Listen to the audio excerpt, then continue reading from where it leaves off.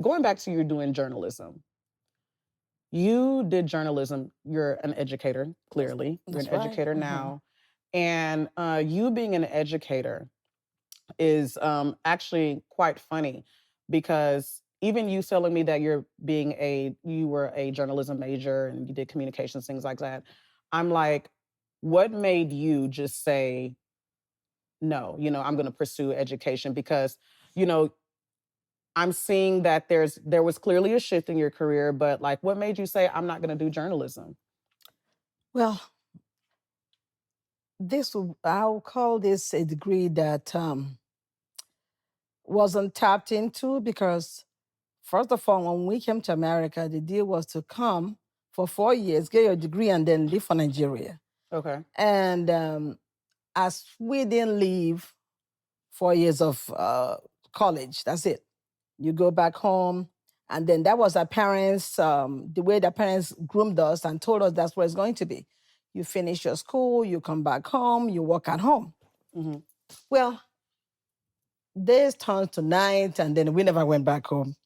And Clearly. so then the next thing was, what am I going to do now that's close to me, actually, that I'm going to have an interest for?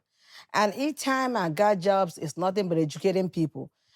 Each time it has to be talk to people, help people do this, help. And I told myself, I said, you know what? I think I'm going to make a shift right now. And I had to go back to school to recertify in education and, and then decide to get a master's in it. As a matter of fact, I enjoy what I do.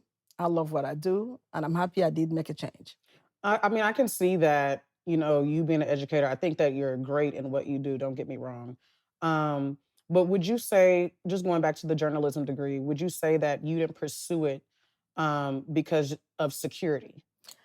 Because of security, and then because at that time we were not thinking about using it to work here in the United States anyway. Okay. So working wasn't an option for us. Okay. The option was you graduate, you go back home. But then, and especially personally, my parents had friends who was a director of a radio station back in Nigeria at that time. And the goal was to graduate, come back home and work. So when I looked over here, it wasn't looking like there was the opportunities of getting a job and like foreigners and all that. We're like, that's okay. No degree, the degree won't be used anymore anyway. So that was, nothing is wasted actually. Mm-hmm, mm-hmm. I agree with you. I definitely agree. And I know the 80s were a bit different It was different than what it is today. I mean, you guys, of course, don't live in the time of social media. Well, To that's where, right too. people are getting discovered on social media when it comes to journalism. And you're seeing all types of people with different types of accents, backgrounds that are getting picked up on social media for having probably 1 year of experience or not having experience at all. So I get that. What do you think you would have been if you did pursue journalism? I should have been able to see myself being one of the top radio broadcasters because that my love was radio and television to a point.